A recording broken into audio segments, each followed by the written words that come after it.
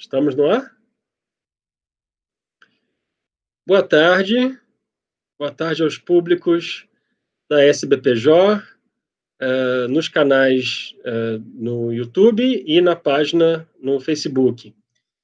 Nós hoje damos sequência à série de ciclos de debates da SBPJ, Pesquisa em Jornalismo nos Tempos de Covid-19, que acontece sempre às sextas-feiras, às 16 horas, com transmissão pelos canais no YouTube e no Facebook.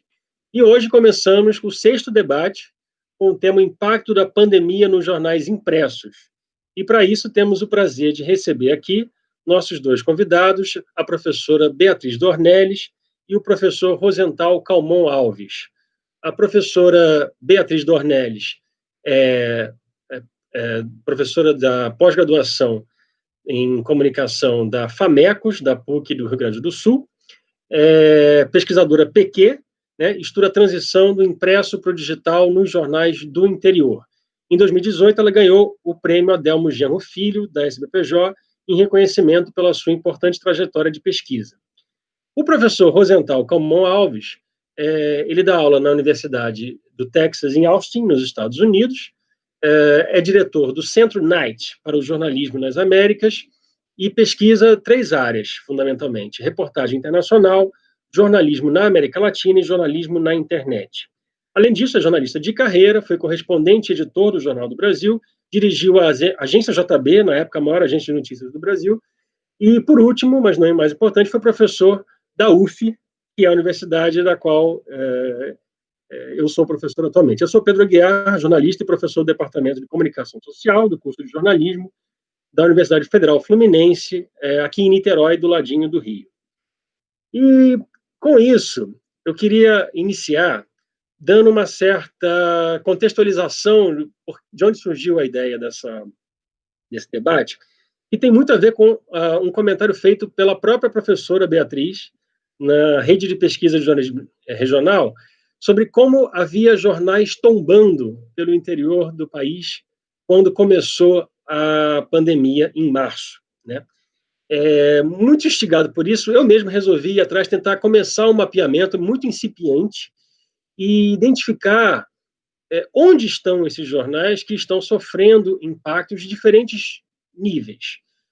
Desde jornais que cortaram, para cortar custos de produção, cortaram salários de jornalistas ou demitiram jornalistas das suas redações, jornais que reduziram a periodicidade, então de diário passaram a ser semanais, ou de semanais passaram a ser quinzenais, jornais que suspenderam a circulação em papel, passando a ser só impressos, ou temporariamente, ou em definitivo, e, por último, jornais que fecharam de vez. Então, primeiro elaborei uma tabela e depois, com base nisso, montei aí um mapa para a gente tentar visualizar mais ou menos quais são esses jornais e onde eles estão.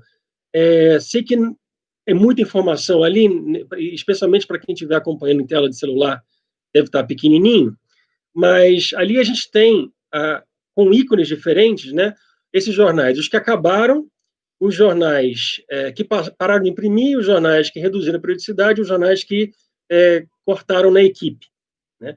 E aí a gente vê três jornais da região Nordeste, dos quais o Correio da Paraíba fechou de vez, ele ficou só com o Portal Correio em abril, né? O jornal Aqui, que é um jornal popular, parou de circular imediatamente assim que a quarentena começou, ainda em março. Em maio, o Diário de Pernambuco, que é o jornal de referência do mesmo grupo, suspendeu, mas promete voltar em novo formato. Em Brasília, a edição do jornal gratuito Destaque acabou. O jornal O Globo também parou de circular em Brasília, embora continue no papel ainda no Rio. E a gente tem alguns exemplos concentrados nos estados de São Paulo, do Rio e do Rio Grande do Sul, onde os jornais do Grupo Sinos, o Zero Hora e o Correio do Povo, esses são, ao todo, 6 jornais, se não me engano, 4 do Grupo Sino e mais 2, os outros 2 das empresas, reduziram muito as suas redações e cortaram salários também, além de um jornal que deixou de existir, que é o Agora, da cidade de Rio Grande. Então, assim, no entanto, embora a gente esteja vendo isso só dados de março para cá, Antes mesmo da Covid, a gente já podia perceber um ritmo de fechamento crescente. Então, pelo menos 7 jornais apareceram só no ano de 2018, e segundo o levantamento muito informal, com metodologia muito heterodoxa que eu venho fazendo, e mais 15 no ano de 2019. Entre eles, alguns jornais grandes, como o Diário do Norte do Paraná, em Maringá, ou jornais que passaram a ter só uma edição semanal. E nessa leva temos as 3 gazetas: a Gazeta do Povo de Curitiba, a Gazeta de Alagoas e Maceió e a Gazeta de Vitória, né? Além dos jornais do Grupo NSC de Santa Catarina. Então, assim, embora o cenário seja muito preocupante desde março até hoje, não podemos ficar tão surpresos numa tendência que parecia já vir se desenhando. Então, eu queria provocar nossos 2 debatedores de hoje com uma pergunta essencial e pedir que vocês tentem resumir suas respostas no tempo que a gente previu. A pergunta é: a pandemia vai acelerar a morte do jornal impresso? Professora Beatriz, por favor. Tem que ligar o seu áudio.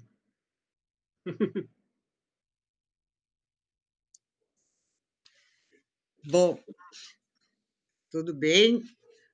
Boa tarde a todos. Eu gostaria de dizer que eu venho acompanhando já há bastante tempo, né, a transição dos jornais ou o fechamento dos jornais impressos, né, para o sistema online, isso através de portais ou sites. Realmente vinha acontecendo uma transição e muitos fechamentos mesmo. Eu tenho procurado entender se esse fechamento tem atingido mais os jornais mais antigos, né, ou se independe disso, do ano que eles surgiram, mas existe um número aí que mostra que os centenários estão mal, os centenários estão fechando. E já tivemos uns 2 ou 3 que deixaram de imprimir, e aí é considerada a morte desse jornal quando ele deixa de imprimir, aí ele é um novo sistema, uma nova forma de jornalismo, que é o online, né? Então, nós temos agora só o Estado de São Paulo, o Estadão, mais antigo, né? Já que o Diário de Pernambuco, que é o nosso mais antigo jornal do Brasil, aqui era o número 1 nosso, que é de 1837 ou 47, algo assim, era bem antigo o Diário de Pernambuco. Me surpreende que ele tenha deixado de sair impresso, mas tem a ver com a pandemia, com certeza. A minha opinião é que acelerou o processo de transição, mas para aqueles que ainda não estavam preparados para isso, acelerou o fechamento do jornal, porque aí agora eles perderam um tempo que eles precisavam ter feito antes, né? E com a pandemia, a questão do fechamento do comércio, os jornais do interior, o noticiário principal é o comércio local e a economia local, né? Como isso foi afetado, vários jornais começaram a apresentar mudanças. Eu posso também falar que tipo de recursos está sendo usado na pandemia. Então, o que foi que a gente viu aqui nos jornais do Rio Grande do Sul? Os jornais começam reduzindo o número de páginas. Daí, junto, paralelo, ou pouco depois, tem demissões de jornalistas ou corte de salário. Depois, eles mudam a periodicidade. Se era diário, passou a ser semanário. Os que eram bissemanários, que ainda temos bissemanários aqui, mas passam a circular de 10 em 10 dias ou de 15 em 15, como impresso, né? E aí tem uma estratégia jornalística, porque aí, para não deixar de circular em papel, Os jornais fazem um apanhado do que aconteceu nos 15 dias, né? Fazem uma análise dos fatos, e daí 15 dias imprime esses fatos que aconteceram nos 15 dias. E aí passa a ser interessante também para o leitor ou assinante do jornal, né? Porque uma vez que o noticiário está na internet, é como se fosse uma notícia ultrapassada, mas se tu trabalhar isso com qualidade, né, no sentido de apresentar todos os fatos em tal período, ele continua sendo atrativo para a leitura. Aqui no Rio Grande do Sul, a população com mais de 45 anos, 50, que são assinantes, eles estão resistindo ao fim do jornal. Os assinantes pedem que ele continue sendo impresso, né? Então, tem muitas situações que os jornais já deveriam estar só no online, mas a pedido dos assinantes, né, que são os leitores, eles continuam fazendo a impressão.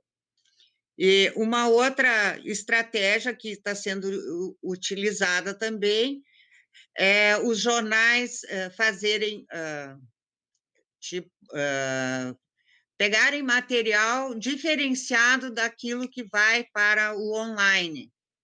Mas a questão principal é que os anunciantes dos jornais impressos continuam sustentando os jornais do interior. São eles que sustentam a folha de pagamento, o material necessário. E aí, mas esses são jornais que se adiantaram em entrar para o digital também, né? Então, eles estão paralelos, atuando paralelamente, porém, quem sustenta o online é o impresso. E isso é muito interessante no momento em que algumas pessoas falam que os jornais estão morrendo, está acabando, porque a gente tem dois lados importantes aí pressionando para que eles não fechem, que é o leitor e o anunciante, o que é muito interessante, né, nesse sistema. Mas aqui, agora, na pandemia, a gente teve fechamento de jornais, não foram muitos, né, em torno de 10 jornais fecharam, e tivemos muito mais essa mudança, né, de diminuir o número de páginas, aumentar a periodicidade, né, ou temporariamente ela para de imprimir, mas vai retornar, né, pensando no futuro, ele vai retornar. Então, e tem uma relação que a gente não pode esquecer dos jornais do interior, que é muito forte com a comunidade, né? O dono do jornal passeia nas ruas, conversa com seus leitores, e ele tem um contato muito maior do que os jornais das grandes capitais, de cidades muito grandes, né? Que aí já é um distanciamento de quem produz a notícia e de quem lê a notícia. Então, esse é um quadro aqui, mas eu até fiquei satisfeita que eu fui fazer uma checagem final para essa nossa live, e fechou muito menos do que eu imaginei que tivesse fechar, bem menos, né? Só que a maioria, né, eles estão sofrendo a falta de anúncios, como eles eram antes, né? Estão sofrendo com isso, mas ainda não está apontando para uma quebradeira dos jornais impressos. Não é isso que a gente tem aqui. Mas temos um jornal, né, que me foi informado por um jornalista de Pelotas, o jornal Tradição, é um jornal novo, impresso, circula em 11 municípios esse jornal, e está em fase de expansão. E ele surgiu como impresso. Ele tem poucos anos de existência e está aumentando a sua circulação, né? Então, tem coisas bem diferentes. Tem outros jornais que dão com páginas, muitas páginas e muitos anunciantes ainda, que também é, é algo que a gente não espera encontrar, né? E tem outros jornais, tipo, cito o Diário Popular, que é o segundo jornal mais antigo do Rio Grande do Sul, que não está bem. Ele ainda está circulando impresso, mas por pressão dos leitores e assinantes. É um jornal tradicional, um jornal muito bom, né, um dos melhores do estado, e que ele deve ceder. Esse jornal, acho que ele vai acabar desistindo da impressão, né, em papel. Então, e o jornal que eu tenho um carinho especial, porque é o jornal da minha cidade, de Alegrete, é a Gazeta de Alegrete, que está praticamente quebrada, né? Segundo os editores, ele só sobrevive porque ele ganhou o edital das publicações da prefeitura e ele só tá saindo por conta dos anúncios da prefeitura. Fora isso, já não tem mais nenhum jornalista, só o sócio proprietário, que é jornalista, né, e não tem mais funcionário nenhum. Então, na verdade, ele sai para sair com esses editais da prefeitura, mas não sei o que vai acontecer com ele. O jornal A Gazeta de Alegrete é de 1882 e hoje é o terceiro mais antigo do Brasil, né? Também um jornal muito mais que centenário, né? Tem uma história belíssima. Eu estou escrevendo um livro sobre a Gazeta de Alegrete. Ele foi referência, né, no século XIX e no início do século XX chegou a ser uma referência, o jornal, e a gente lastima muito ver o fechamento, né, do jornal. Eu espero que isso não aconteça, mas está caminhando para isso, né? Então, agora o Jornal do Comércio aqui de Porto Alegre, que é um jornal local, né, um jornal muito bom.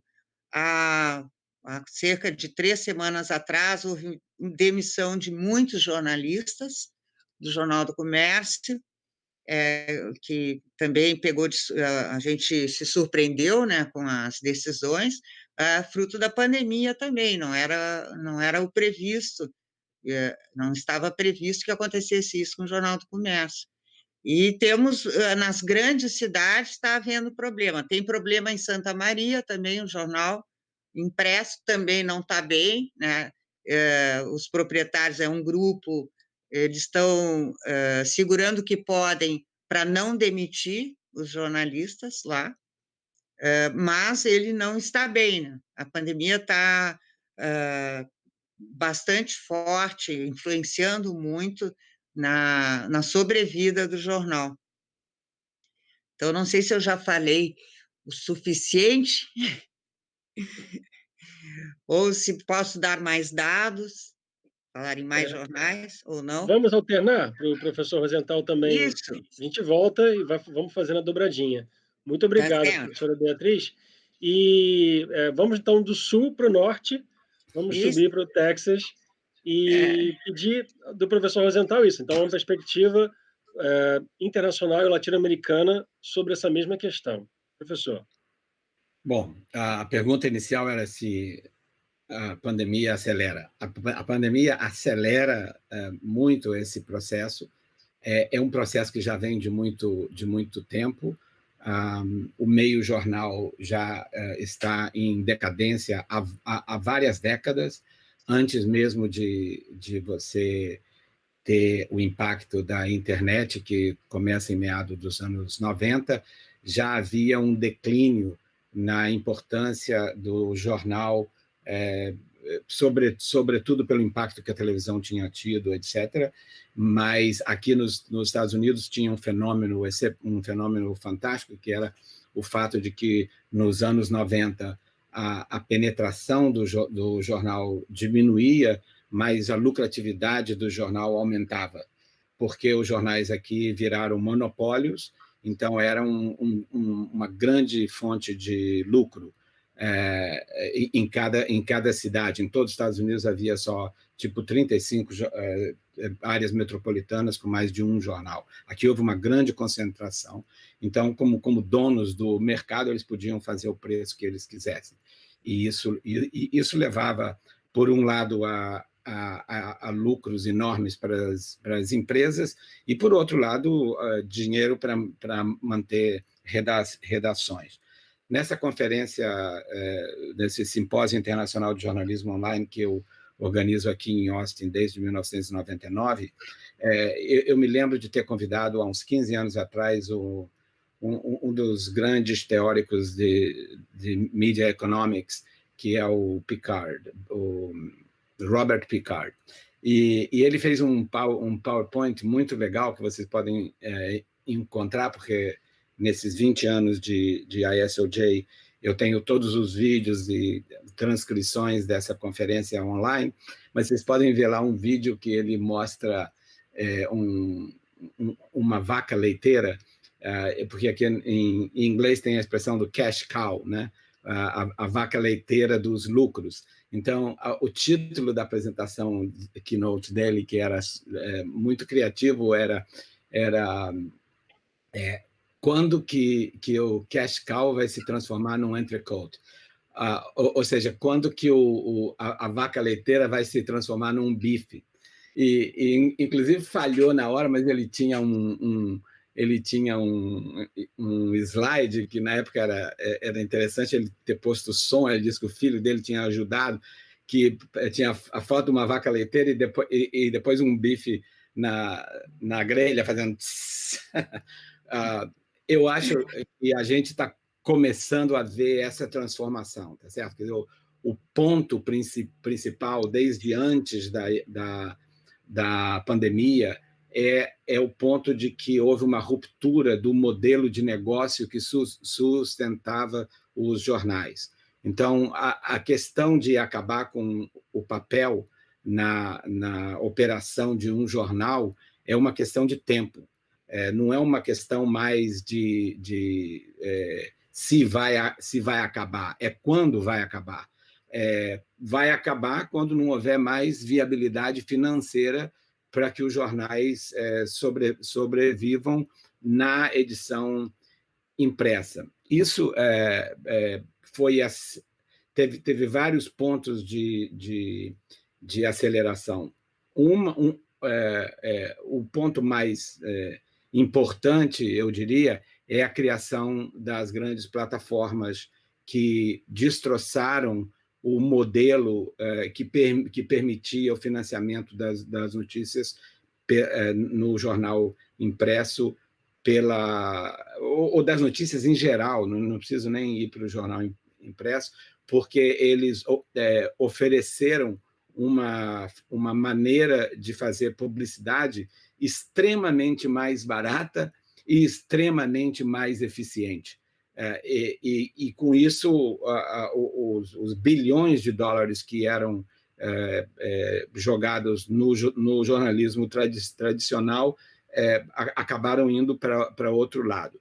Ou seja, nós tínhamos o que, na verdade, algumas pessoas aqui nos Estados Unidos, como Clay Shirky, chama de um acidente que, durante um período de 100, 150 anos, houve esse acidente em que as pessoas que precisavam vender um produto precisavam colocar o anúncio do lado das notícias, porque a notícia gerava uma comunidade, uma audiência que permitia a venda daquele produto.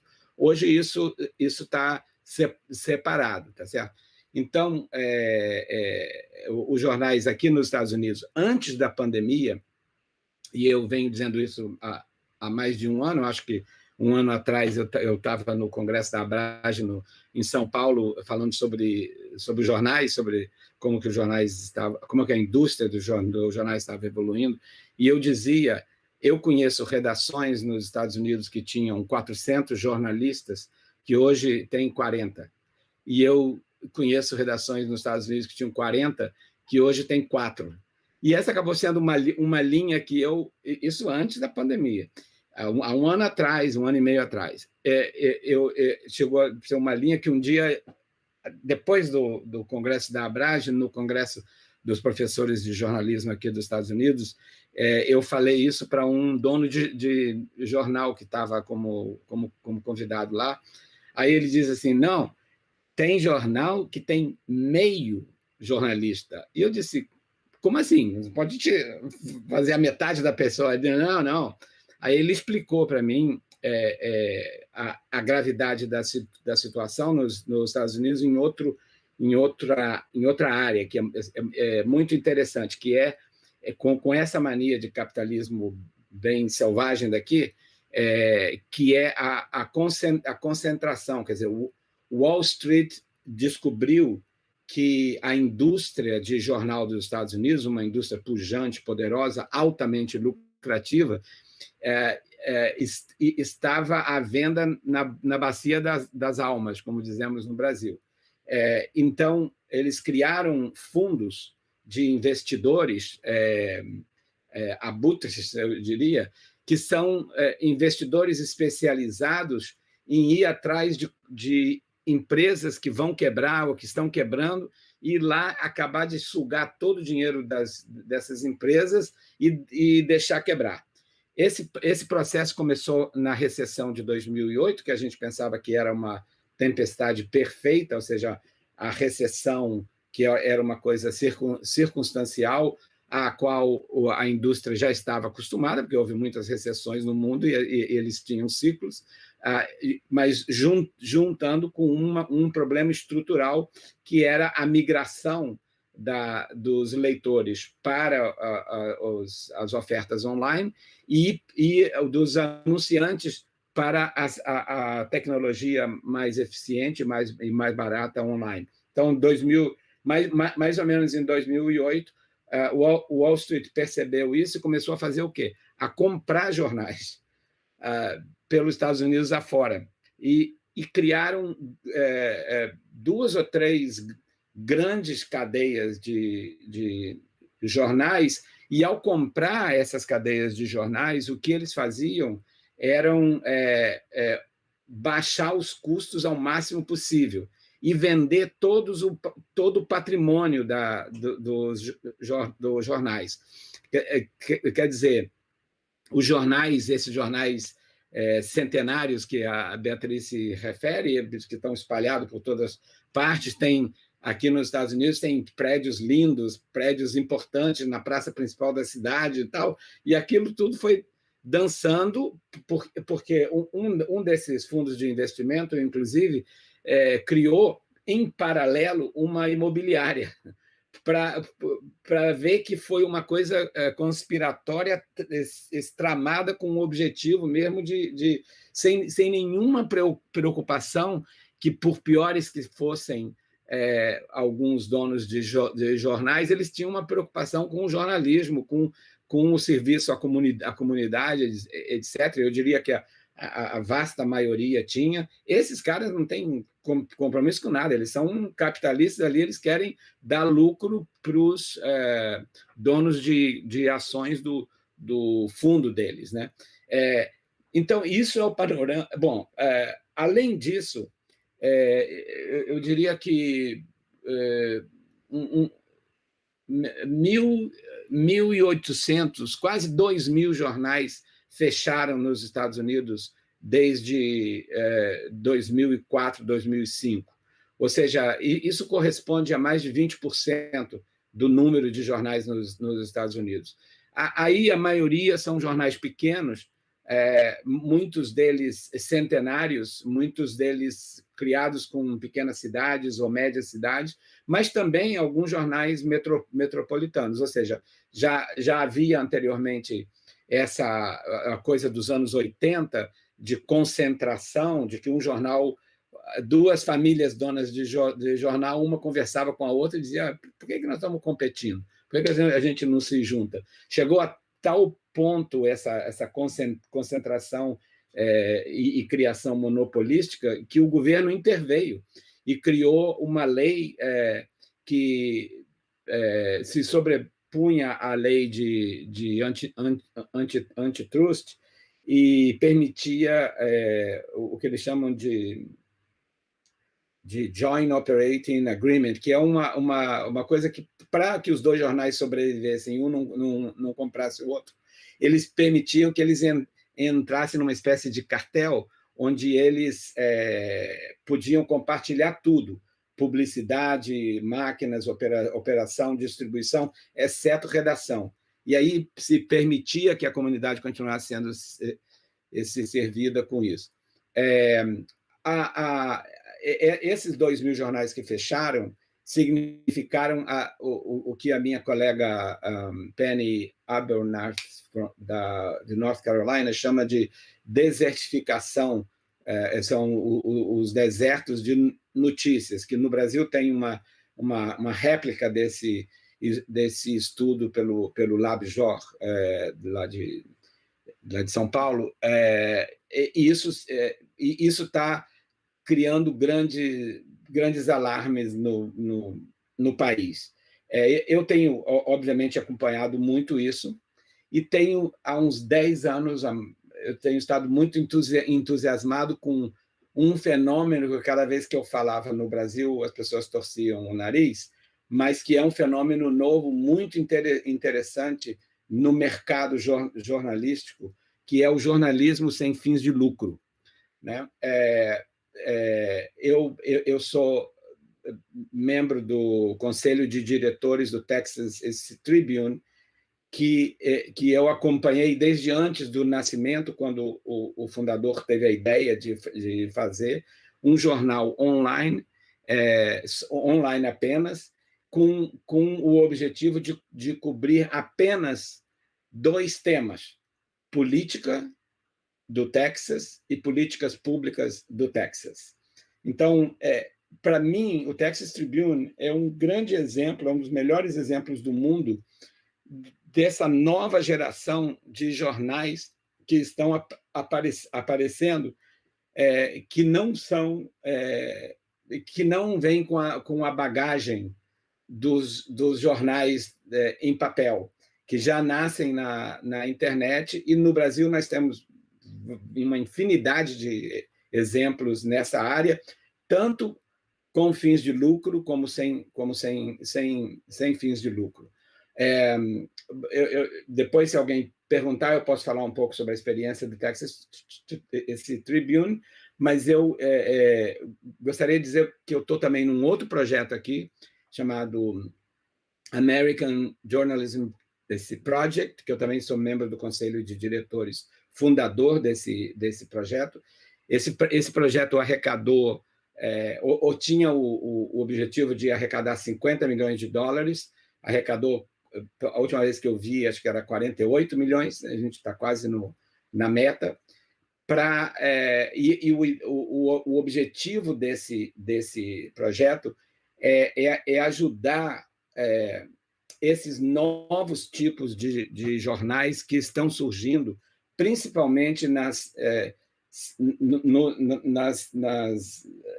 nos desertos de notícias ou em cidades onde os jornais tradicionais foram muito afetados. E nós tivemos muita discussão se valia a pena ajudar os com fins de lucro e os sem fins de lucro, e a gente acabou que a gente só está ajudando os primeiros 11 espalhados pela geografia dos Estados Unidos, que nós estamos ajudando, são todos sem fins de lucro. Ou seja, a ideia é que de uma vaca leiteira que criou empresários milionários e deu grandes lucros nas bolsas, o negócio jornal continua diminuindo e deixando de ser um negócio atraente do ponto de vista da lucratividade. No entanto, sua importância como serviço público, como bem público, nunca diminuiu. Ao contrário, só aumentou diante da cacofonia, da confusão, da outra epidemia que nós sofremos, que é a infodemia. Então, a ideia é que você... E, curiosamente, essa história de jornalismo sem fins de lucro, curiosamente, esta semana, uma dessas cadeias de jornais enormes, que concentra, talvez, um em cada 5 ou 6 jornais que existem ainda nos Estados Unidos, está em tantos problemas financeiros que uma das opções dela é se tornar uma empresa sem fins de lucro ou entregar os jornais às comunidades para que elas sejam para que elas sejam responsáveis por entrar um esquema em que a própria comunidade possa financiar a existência do jornalismo tão indispensável. Eu paro por aqui. Muito obrigado, professor Rosenthal.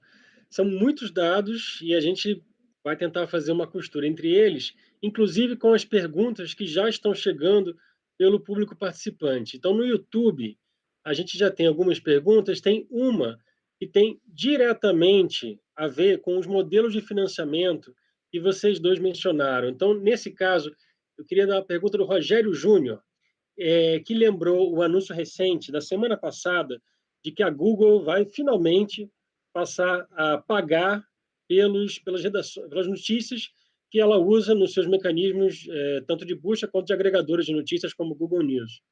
E o Rogério pergunta, com esse anúncio, para que o público possa continuar acessando gratuitamente, isso pode se consolidar como uma forma de financiamento também para o jornal impresso digital, já que a professora Beatriz lembrou que, em vários casos, o impresso sustenta o digital. Se vier uma fonte do sentido contrário, do digital, isso consegue pagar o impresso? Só para continuar a dobradinha, professora Beatriz, por favor. O seu áudio, tem que voltar o áudio. A princípio, eu acho que não. Eu acho que o inverso não será verdadeiro, porque a gente precisa também, nessas previsões, a gente tem que levar em consideração, que eu sempre defendo aqui, é a cultura da população e a cultura daquele jornal. Nós temos jornais bastante diferenciados em relação ao objetivo deles. Temos jornais preocupados realmente com jornalismo, temos jornais que continuam existindo para sustentar os candidatos a vereador ou a prefeito, né, que seria servindo a política partidária, o que é bem comum no norte e nordeste do Brasil. E a gente tem jornalistas formados, né, com essa visão jornalística, sem muita preocupação com lucro, a gente tem isso também, né?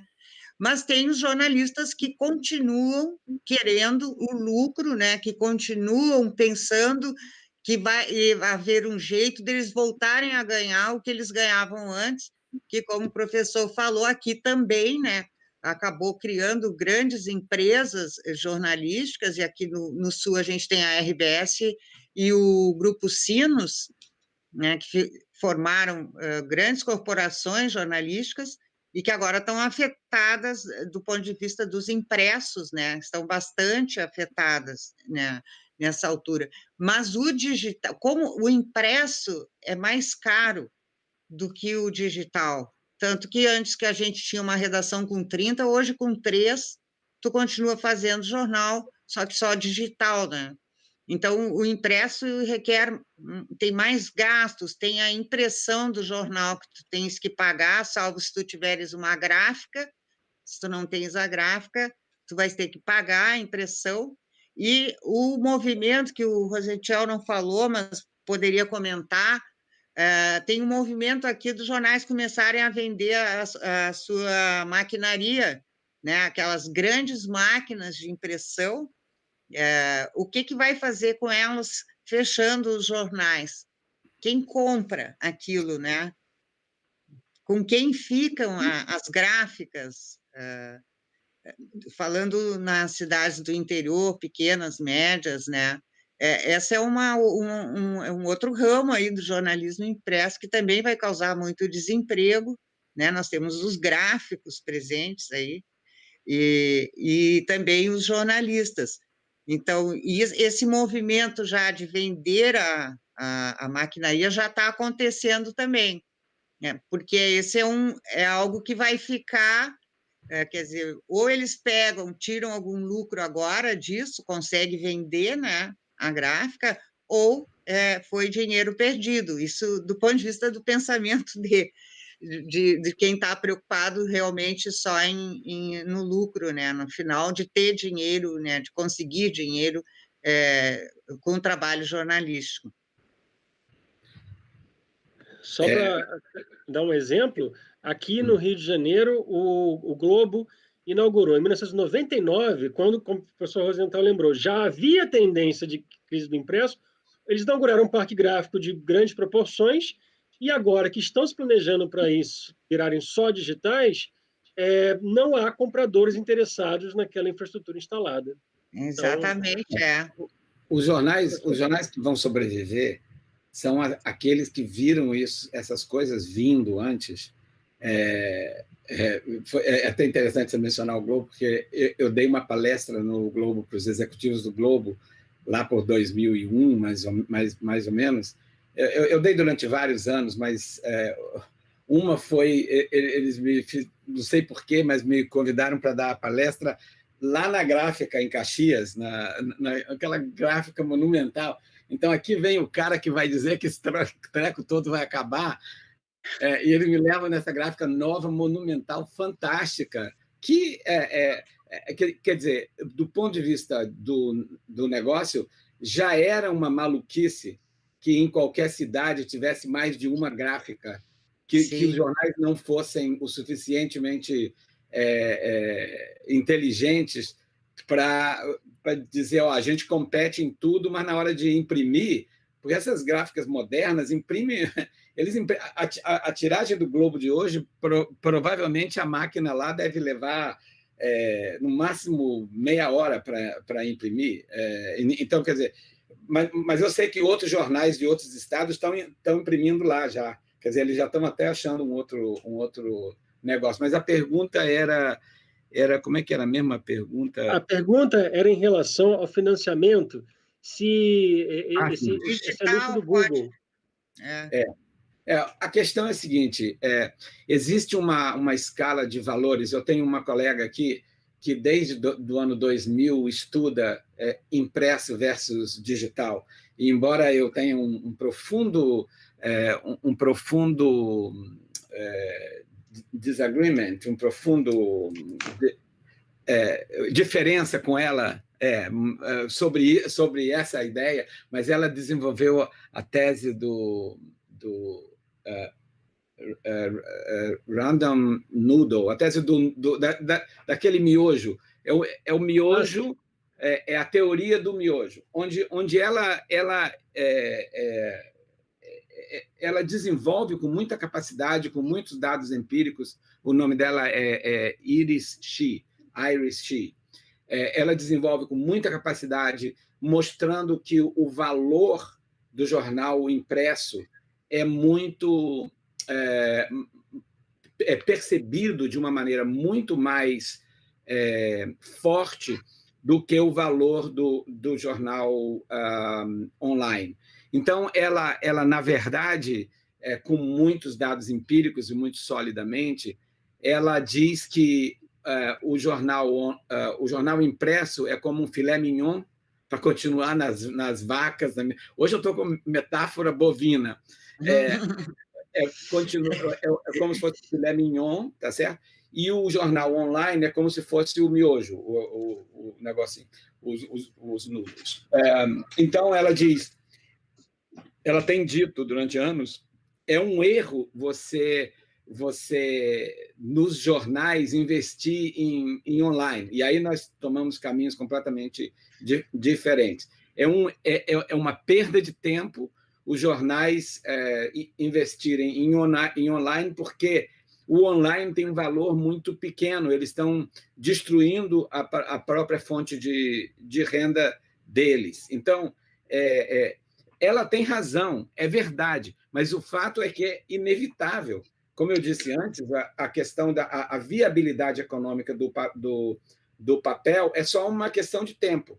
O que nós vemos hoje no Brasil, por exemplo, são alguns pequenos ou grandes operações só online, como o UOL, ou os pequenos, como o Nexo, como o do Fernando Rodrigues, o Poder 360 e o Drive Premium, são operações pequenas, mas que estão crescendo, enquanto os grandes estão diminuindo. Né? Quer dizer, a transição de um jornal que não vai conseguir sobreviver em papel para o online, só online, é uma transição muito difícil, porque é entender que você está saindo de um grande negócio e entrando em um pequeno negócio. Eu ajudei como consultora a Gazeta de Vitória no processo de transição deles. Um processo exemplar. Eu assessoro jornais em vários países, eu nunca tinha visto um processo tão bem estudado, com dedicação, com viagens, um ano e meio de decisões tomadas sobre dados específicos para tomar a dolorosa decisão de fechar um jornal quase centenário, né? Acho que eles têm 90 e poucos anos, no papel, e mostrar que, na verdade, eles estavam fazendo um benefício para a comunidade, porque eles estavam descobrindo uma maneira de reduzir custos a ponto de conseguir manter uma redação fazendo o mesmo serviço que fazia antes em termos de jornalismo para a comunidade do Espírito Santo. Professor, um outro colega aqui, o professor Roberto Falcão, que é do jornalismo da Faixa aqui no Rio, e já foi colega nosso na UF também, ele trouxe uma pergunta muito interessante, que é específica para o senhor. E essa ideia da desertificação do mercado de notícias impresso, ela é trazida como uma espécie de novidade, ou fruto desse processo todo de influência da financiarização, né, no setor de jornais. O senhor mencionou, mas será que no Brasil não foi sempre uma realidade? Ele pergunta, isso não foi sempre uma realidade no Brasil, onde somente as grandes e algumas médias cidades têm jornais competitivos? E aí eu queria complementar. Nós, em grupos de estudos de jornalismo regional, de geografia da comunicação, a gente tem um olhar um pouco crítico à importação do conceito de deserto de notícias como se ele fosse algo plenamente transponível da realidade daí para cá. O senhor acredita que ele é específico da realidade dos Estados Unidos ou ele é mais universal e pode se aplicar a qualquer país? Depende, tá certo? Quer dizer, na verdade, você só desertifica terrenos férteis, tá certo? Que estava molhadinho, todo verdinho e tal, e aí vira um deserto. Você não desertifica desertos. Então, quer dizer, a verdade é que o terreno americano era muito mais verdinho que o terreno brasileiro, tá certo? Nesse ponto, a crítica do Falcão é totalmente válida, mas eu acho que o conceito é válido de ser replicado, porque houve uma metodologia acadêmico-científica que pode ajudar quando você está estudando, digamos, áreas verdes de notícia que se desertificaram. Mas eu acho que um preâmbulo disso é dizer que você não está falando de desertos que viraram desertos, né? Deu para entender? Eu acho que... Sim, deu sim. É que, ao mesmo tempo que a gente está tratando disso, levantaram no chat no YouTube alguns dados de monitoramentos em estados. Então, por exemplo, o Mário Luiz Fernandes diz que faz monitoramento no Mato Grosso do Sul desde 2012, e de lá para 2017 o número caiu. O número de jornais caiu de 126 para 76. Já a Liana Vidigal, no Tocantins, de 2016 para 2020, observou que o número caiu de 42 jornais impressos para apenas 4. E, se eu não estou enganado, o único jornal impresso diário do Tocantins atualmente é o Daqui de Palmas, que é já a versão do Daqui de Goiânia, que era do grupo dos Jaime Câmara. Jamicama. Exatamente. Posso complementar Claro, também? professor. Na Bahia tem um deserto grande no interior, já também sem noticiário local, né? Sem a cobertura jornalística. A Paraíba também tem um deserto grande no interior, Piauí, Maranhão, Amazônia. Esses todos, os jornais, sobraram um pouco mais de 3, 4 jornais para estados grandes, né, bastante distantes da capital, e acho que é o que vai acabar acontecendo. Na minha previsão é que esses muitos que vão fechar, né, vai acabar causando um deserto nessas áreas onde eles fecharem. Eu consigo enxergar isso. Eu não tenho acompanhado bem o projeto do Deserto de Notícias do Brasil. Eu vi no começo, mas depois... pelo que eu me lembro, uma das falhas no começo era não incluir rádio. Quer dizer, onde a crítica do Falcão tem razão, forte e incontestável, é que a presença de jornais nos Estados Unidos sempre foi muito maior do que a presença de jornais impressos no Brasil. Então, quer dizer, quando a gente fala da desertificação e a gente especifica em jornal, a gente está se referindo ao mercado de jornais, tá certo?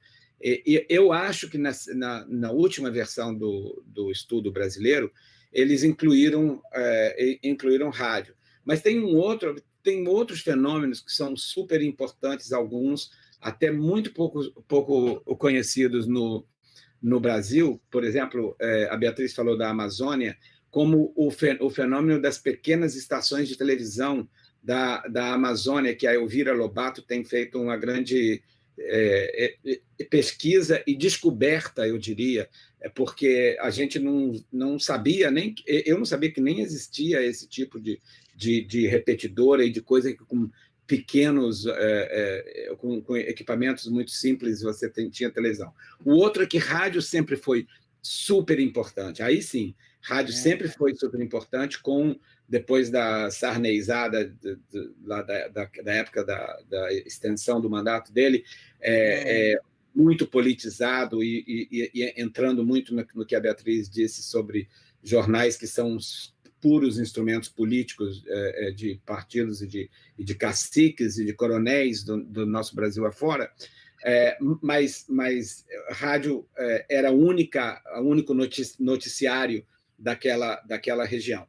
E hoje tem ainda o outro fenômeno super interessante para vocês estudarem aí, que são os websites, né? Quer dizer, a maioria eu não sei se a maioria, mas vocês sabem que, embora os brasileiros não reconheçam isso, o Brasil é um dos países mais perigosos e violentos contra jornalistas no mundo, tá certo? Mas quase todos os assassinatos são no interior e cada vez mais...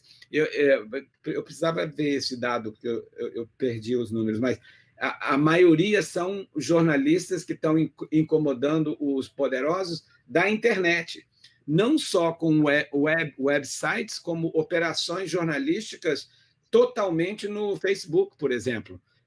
Na verdade, um jornalista que tem um negocinho no Facebook que é o único que cobre... Então, essa noção de deserto, ela tem que ser ainda ampliada. Eu acho muito bom que tenha sido feito o estudo, que tenha replicado, mas que é preciso estudar mais. Como sempre, a gente termina os papers dizendo que tem que fazer mais coisas, né? Ótimo, professor.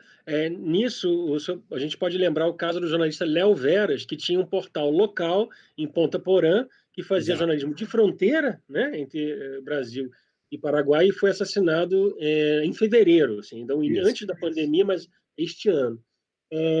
Professora Beatriz, a Ivana Barreto, ela pergunta aqui como que vocês percebem esta questão dos jornais que são feitos pela comunidade e financiados por elas. Eu acredito que ela esteja se referindo mais a a experiência de jornais, de certa forma, cooperativos ou construídos É o junto com as comunidades, né? jornalismo comunitário que ela está se referindo, o jornalismo comunitário, né, que é feito para a comunidade. Eu atuei bastante com jornalismo comunitário e acabei chegando à conclusão que, se forem as comunidades mais carentes, né, as comunidades mais pobres, acaba que não se encontra alguém interessado em trabalhar com texto. É muito difícil, é uma responsabilidade grande, e tu não acha pessoas interessadas em assumir, que é o contrário de rádio. Para tu abrires uma rádio comunitária, tu vai encontrar muita gente se dispondo a trabalhar na rádio, né?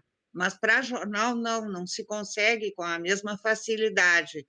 Mas tem também um jornalista que foi experiência nos Estados Unidos, o professor, não sei se atuou, que os jornais que abriram as redações para a comunidade, e aí eles pautavam os editores, participavam de entrevistas, convidavam pessoas da comunidade para fazer entrevistas, né, para determinadas matérias.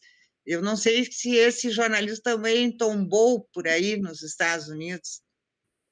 Não, esses, quer dizer, o problema é que a gente está falando sobre jornal, tá certo? Mas o mais importante não é o jornal, é o jornalismo, né?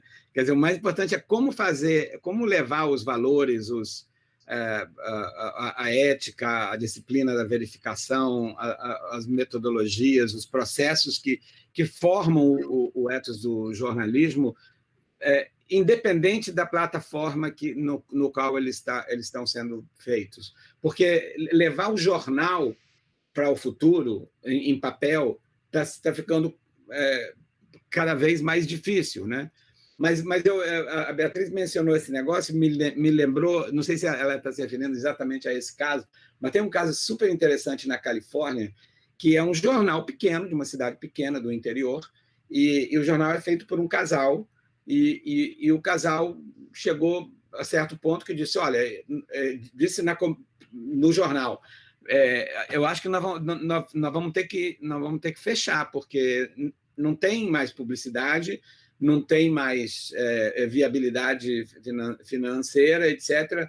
Então, eu vou fazer um último apelo para vocês, se vocês quiserem, vou abrir um esquema. E também não acredito em jornalismo sem fins de lucro, ele falou, eu sou um entusiasta sobre isso, mas eu estou dando aqui voz à oposição, porque ele disse, erroneamente, claro, que o jornalismo sem fins de lucro fica muito vulnerável aos ricos que deem dinheiro e que podem influenciar. Ele tem certa razão nisso, mas eu considero que isso é um paralelo à publicidade e tal, blá, blá, blá. Não vamos entrar nisso agora, a não ser que alguém pergunte.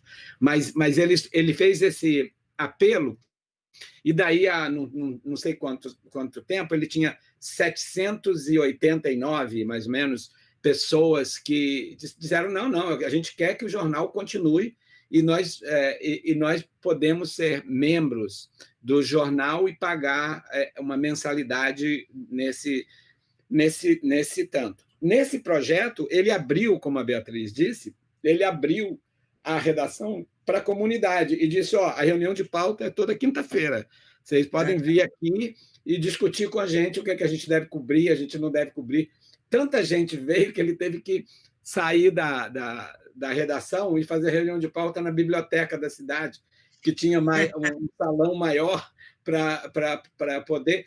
E, só para terminar, ele quer ser com fins de lucro. Pela primeira vez em muitos anos, a mulher dele, que é a editora, teve salário. Começou a ter salário. Quer dizer, está todo mundo experimentando fórmulas novas, né?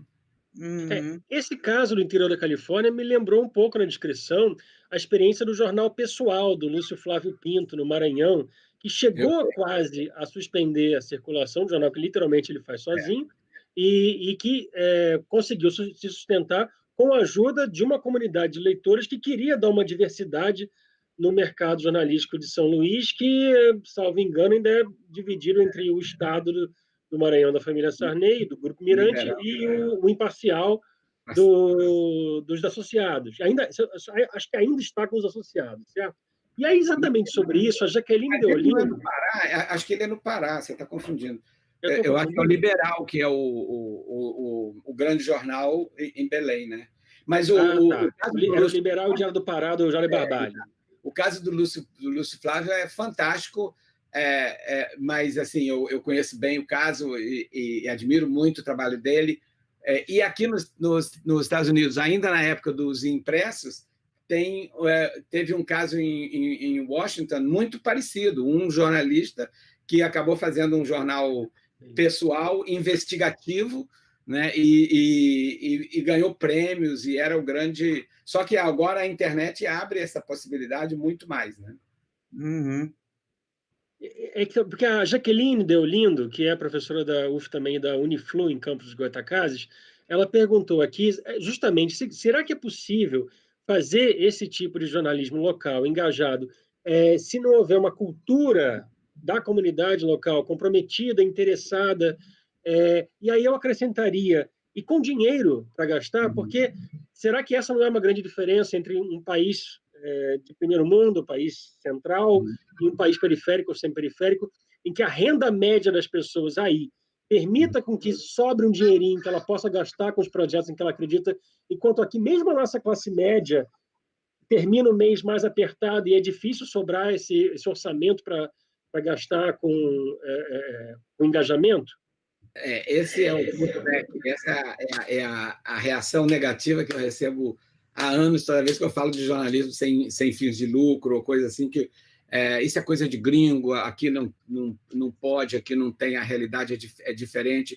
É o seguinte, realmente a pergunta está corretíssima, nós não temos a cultura, uma das coisas mais bonitas deste país, que me recebeu tão bem aqui, uma das coisas, tem muitas coisas feias, mas tem coisas bonitas, uma das coisas mais bonitas é esse sentimento do give back, é o sentimento da filantropia, quer dizer, o cara que tem a professora Beatriz ou o professor Pedro como seu professor, e anos depois fica milionário, e numa gratidão enorme a ter tido a Beatriz ou o Pedro, dá uma grana preta para a Beatriz ou para o Pedro desenvolver um projeto, ou para a universidade criar uma cátedra. Isso no Brasil, isso é uma coisa dos ricos americanos, tem uma vantagem fiscal, que também não é, na minha opinião, o fator predominante, mas essa cultura, o fato dessa cultura não existir no Brasil, não significa que ela não vai existir. O fato de que ela não exista não significa que nós não tenhamos, e talvez eu diria, a obrigação de, pelo menos, tentar criá-la.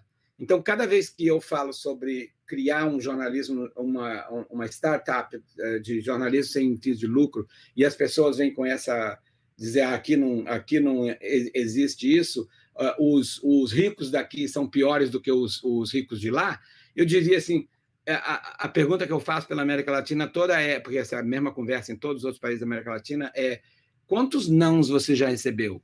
Não, nenhum. Com quantos ricos você já falou? Para ver se não tem uma doação para te lançar, etc. Não, nenhum. Eu não vou nem falar com esses desgraçados, são todos uns FDPs. Eu digo, assim não dá, porque quanto mais não você tiver, mais base esse seu argumento tem, tá certo? Como diria o grande filósofo Ibrahim Suede, notícia não sobe escada. Como é que é? Notícia não sobe escada, cavalo não sobe escada. Você tem que ralar, tem que ir e tentar. Ontem nós tivemos o conselho, que eu estou em tanto conselho que eu já eu tenho uns até que eu já esqueci, mas eu estou no conselho da agência pública, que é um projeto maravilhoso, super orgulhoso delas. Aliás, a maioria dos projetos na América Latina bem exitosos são criados por mulheres, tá certo? As mulheres estão bombando em criatividade, jornalismo investigativo, etc. o que eu ia falar da Pública? A Pública é um exemplo disso. Primeiro disseram para a Pública, esse negócio não vai durar 2 anos. Eu acho que elas estão no 8º ano, tá certo? E eu ouvi várias vezes gente buzinando no meu ouvido que não ia durar nada. Depois, elas disseram, vamos fazer microbolsas de reportagem. Olha que boa ideia. Crowdfunding. Vamos pedir dinheiro às pessoas para distribuir dinheiro entre jornalistas pelo Brasil afora para fazerem reportagens que eles não têm dinheiro para fazer. Todo mundo diz que crowdfunding no Brasil não funciona. Imagina as pessoas vão dar dinheiro, não sei. Elas fazem isso há anos e distribuem, sei lá, a última vez foi 60 mil reais ou alguma coisa assim, em doações no Catarse, etc. Aí depois a gente falou muito sobre membresia, etc. Elas criaram um esquema de aliados. Aliás, essa palavra não existe em português, eu sei, mas eu gostaria de introduzi-la, porque ela soa tão bem. Membresia, ser membro, ser sócio, né? E também diziam que não, e elas estão com um número, eu não sei se eu posso dar os dados, porque eu não quero, mas elas estão com um número impressionante de gente que dá dinheiro todos os meses, voluntariamente, para elas, e uma porcentagem que, para mim, é impressionante, apesar da falta de cultura dessa, etc., do gasto mensal da agência pública vem do que elas chamam de aliados, que são os sócios, para não usar a palavra membro. Mas, enfim, é uma questão de lutar e de criar essa mentalidade, tá certo? Enfim, desculpa. Rosenthal, eu concordo, eu acredito que é possível desde que a gente vá atrás mesmo. Aqui a gente chama, mais ou menos, seriam os patrocinadores de um jornal ou de um site, seja o que for, né? Mas patrocinador é diferente do que nós estamos falando, tá certo? Quer dizer, um benfeitor, uma pessoa... Quer dizer, o Texas Tribune, por exemplo, é super importante para esse pós-jornal, para esse jornalismo pós-jornal funcionar. É muito importante que a gente entenda que a gente não tem que trazer as coisas do mundo anterior. É um ecossistema midiático completamente novo, onde nós temos que inventar outras coisas. Nesse mundo novo, a diversidade de fontes de receita é super importante, é vital, tá certo? Então, os patrocinadores são super importantes. Ter patrocínios que garantam a existência da operação jornalística é importante, ao mesmo tempo que ter assinatura é importante, ao mesmo tempo que ter esse tipo novo de assinatura, que eu acho mais viável para essa época, que é como se você fosse no interior. Então, isso é muito... eu acho, é um instinto, né? Eu acho que as pessoas vão entender quase como a formação de um clube. É como se você estivesse formando um clube de notícias da cidade. Todas essas cidades têm clubes atléticos e de domingueiras dançantes há décadas e décadas, que é administrado pela comunidade, que paga um dinheirinho por mês. Então, eu acho que o jornalismo local vai prosperar quando descobrir esse tipo de associação com a comunidade. E esses mesmos clubes sabem muito bem esse negócio de patrocínio que você falou, né? Porque eles têm os empresários locais que dão a grana maior, que tem um banco com o nome deles ou alguma coisa assim na praça. Isso. A vaidade é um item importante no interior. Sim. Só que a gente tem que ter uma coisa nova, que é a diferença de como blindar a redação e a operação jornalística de influências externas de quem quer que seja. Na verdade, criando esse tipo de coisa, por isso que é muito importante E é engraçado que ontem eu fiz uma palestra dessa na Argentina e disse assim, como a gente há muito tempo vem dizendo aqui nos Estados Unidos, a transparência é a nova objetividade. A nova objetividade é a transparência, certo? Em vez de dizer que nós somos objetivos, nós somos totalmente transparentes sobre o que nós fazemos. E essas pessoas que são membros, elas têm que ter um grau de alfabetização jornalística muito mais alto do que tinham nas gerações anteriores e nos modelos de negócio anteriores. Eles têm que entender, quem dá dinheiro tem que entender que o dinheiro não está comprando apoio, não está comprando nada, está só financiando uma operação jornalística. No Texas Tribune, que a gente recebe doações grandes e doações pequenas, a gente sempre disse que se alguém dos que dão $100 mil ou $1 milhão ou que dão $5 acham que vão influenciar a redação, nós estamos sempre dispostos a devolver o dinheiro, porque a expectativa tem que ser posta de uma maneira transparente desde o princípio. Uhum. É muito bom o que vocês trouxeram, porque está dando um ar de otimismo aqui. A gente começou a falar em crise e pandemia, a gente está terminando falando sobre otimismo. Eu digo até terminando, porque no início eu disse, o Rosenthal achou que 1h30, 1h20 de live ia ser muito tempo, mas nós estamos chegando nisso e eu avisei que o tempo ia voar. Né? Então nós temos tempo ainda para uma última rodada de perguntas. Eu só comentar que a professora Simone Orlando, que é na Universidade Federal Rural do Rio de Janeiro, lembrou aqui o projeto Notícia Preta, que é recente, que é engajado em jornalismo antirracista e tem modelo de financiamento parecido, assentando doações via PicPay, que é assim como o PayPal e o PagSeguro, né? São interfaces de essas fintechs. Né? Talvez sugerir também que, para traduzir o termo membresia, talvez a gente possa usar titularidade, pensando nessa terminologia dos clubes, sócio titular, né? E a titularidade do clube pode funcionar. E, professora Beatriz, a Karine Costa, ela fez uma pergunta aqui que eu acho que a senhora pode responder por causa da sua pergunta, da sua pesquisa, perdão. Ela pergunta, diante da pandemia, quais as principais mudanças que ocorreram na cobertura das editorias, desses jornais do interior?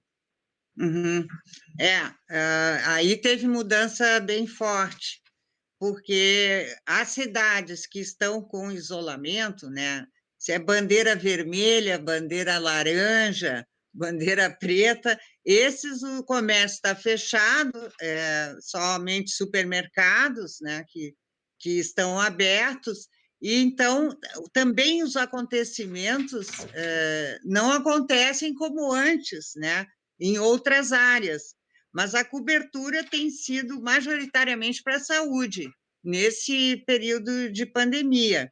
Mas o interior não deixou de falar sobre questões que envolvem a prefeitura, né, sobre a questão daí como é que a pandemia atingiu a economia do município, continua também tendo bastante cobertura em relação a isso, e o que diminui é a educação, né, porque como não tem aulas, aí sim... E nós aqui, né, Rosenthal, com uma crise de ministros de educação, pois é.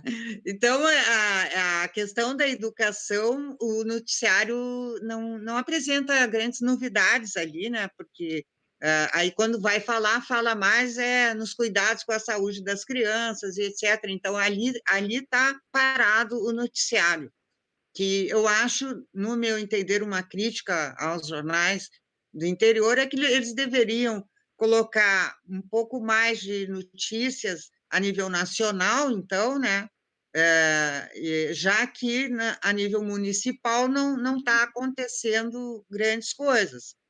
Mas eles têm procurado, por exemplo, meio que acompanhar se não está havendo desvio de dinheiro público, né, verbas, etc., nesse sentido, mas não tem uma cobertura como era antes, ela está bem diferente.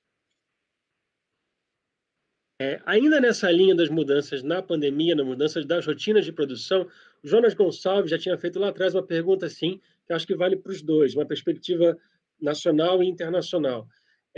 Qual é a avaliação de vocês a respeito das chamadas redações distribuídas ou remotas? É o trabalho home office aplicado ao jornalismo. Os jornais, não importando a plataforma de veiculação, se impressos ou digitais, eles tendem a manter esse sistema no cenário pós-pandemia? Acho que professor Rosenthal e depois Beatriz. Não só os jornais, o mundo nunca será o mesmo no pós-pandemia. No caso dos jornais, nós não podíamos imaginar antes que os jornais poderiam sair todos os dias com 0 pessoa na redação. Todos os jornais que eu conheço, todas as redações que eu conheço, tanto no Brasil como aqui nos Estados Unidos, e que as pessoas me reportam sobre o que tá acontecendo, dizem que eles estão produzindo mais do que produziam quando as pessoas tinham que ir para a redação. Também é bem verdade, alguns disseram que alguns preguiçosos apareceram mais como preguiçosos ou pouco produtivos, apareceram mais claramente nesse período de pandemia do que antes. Eu acho que nós não tem um jornal, inclusive, em que país?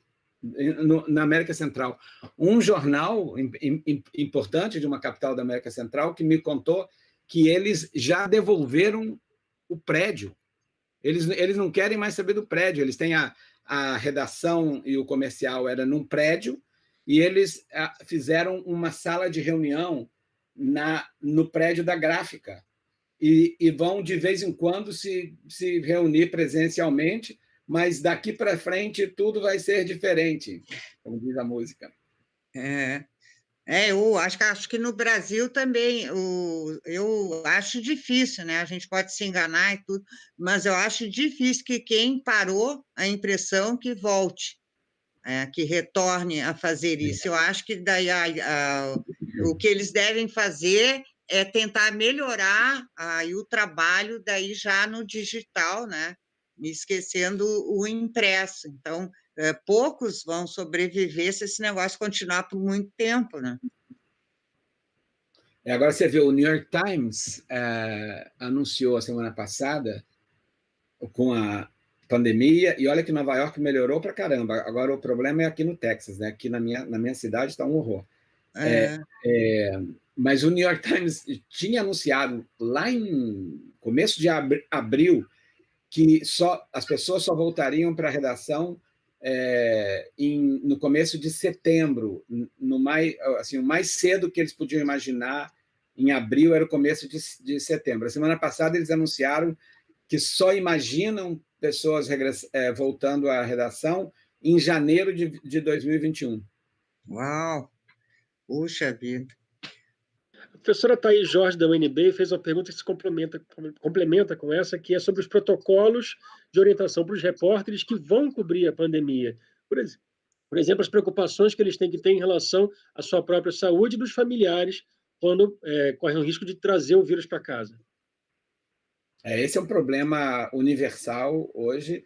As organizações que estudam isso, defendem isso, como o Comitê de Proteção de Jornalistas e outros, estão criando guias que seria interessante olhar, e as próprias empresas, as empresas mais responsáveis, estão também criando protocolos, né? Eu acho que ninguém deve se expor, tá certo? Não há notícia que valha a sua saúde, mas os mais expostos, segundo eu tenho visto, são os fotógrafos, né? Os fotógrafos que não têm nem como ficar longe em certos momentos, nem como ficar em casa trabalhando pelo telefone, mas esse negócio de videoconferências e tudo é o que as pessoas estão fazendo, e isso é o que vai impactar lá fora, lá na